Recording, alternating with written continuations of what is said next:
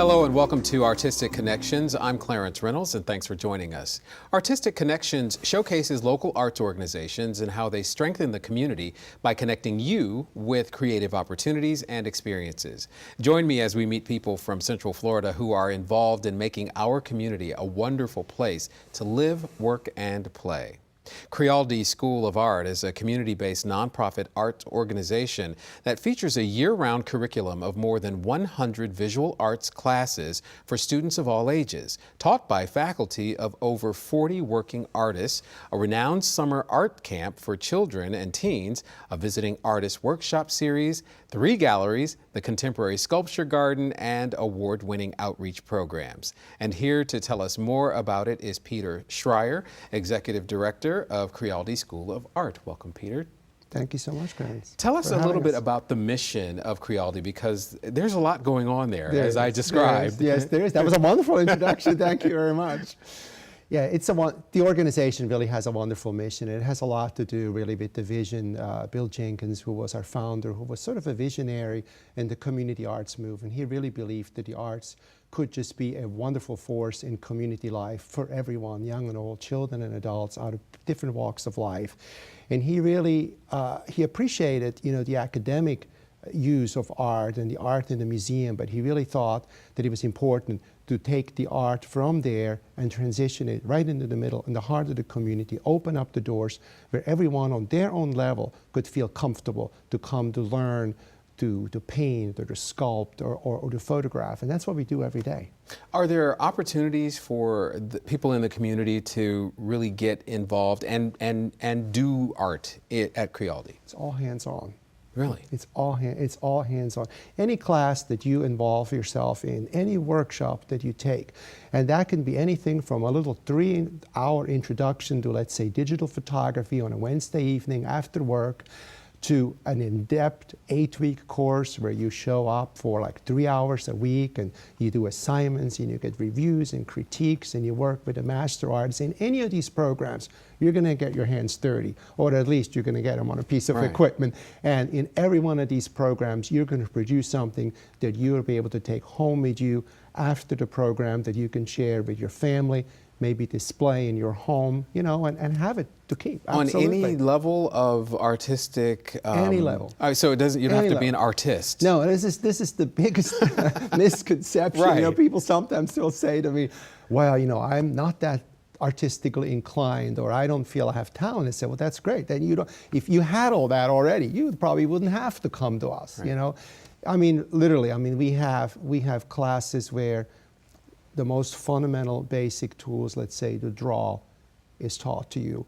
Or if we have very basic classes where if you have not taken your camera out of the box, we will help you take it out of the box. Wow. Yes, absolutely. And it's really inspiring because, as you know, there are a lot of artists who really came to life and found themselves as artists late in life. Oh yeah, absolutely. Absolutely. And that's, one of the things that I think your typical Crealde faculty member will tell you that they really enjoy is the life experience of what the students bring to class.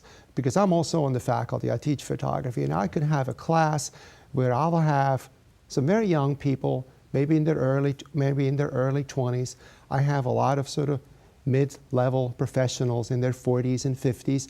And I might have a couple seniors in the same class. Wow. And everybody's there pretty much to learn on their own level the same thing. But what they do with it and how they express themselves is so much guided by how they are as people, what kind of life they have lived, what kind of experiences they've had. So it makes it immediately, when they bring back the work and we review it and discuss it, it brings all of these experiences and expressions into the classroom and into the studio, and that makes it so interesting. And what you teach is really a great example of something that the art is almost being drained out of it, if not taken carefully, because we live in a selfie world. Mm-hmm. And how do you teach that there is composition to this artistic endeavor called photography? One of the wonderful things I think that we do in our classes, we give people an opportunity to slow down and to reflect. And it's something we all need in this world where we are so pressured constantly. Everything is so fast. Everything is on the go. We tell our students that you don't have to hurry. It's not about producing quantity. It's about doing something really well. And however long it takes, that is what it's going to take. And we're going to do something that's not someone else's work. We're going to do something that's yours.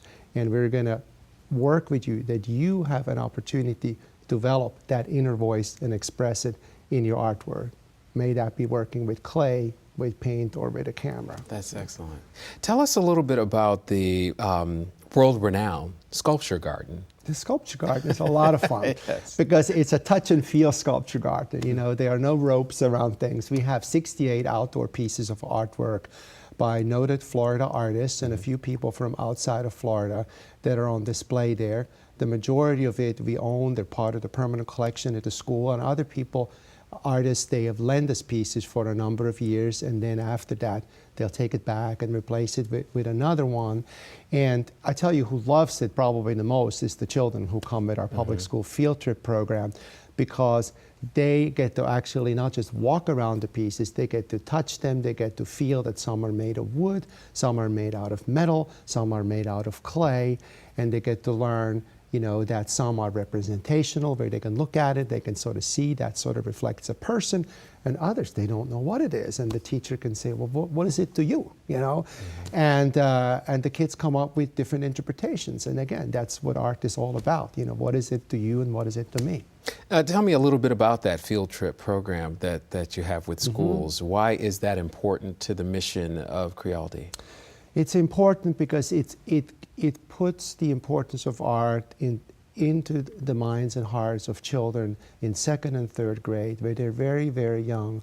And they not only get to come and see artwork in the gallery or in the sculpture garden, but they also do a hands-on workshop where they make, a lot of times, a small piece of clay that they will take home with them. And I cannot tell you how many adults that I have met who have told me, oh, I came to Crealde years ago and I made a lumpy little dragon or something like that out of clay, and my parents had it for years, you know, Wow. displayed in their home, and what an impact it had on them. And I've met professional artists who somewhere else in the country had a similar experience, and it's had a profound impact, and sometimes has sort of been the track that maybe got set why they actually chose a professional art career. You know, not all the families and all the schools today have something like this. Not all children on a regular basis get exposed to it, so these field trips are very important.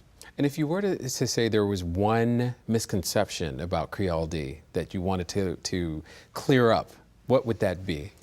That you need to have a lot of talent to be able to come to Crealde, or you need a lot of money to come to Crealde.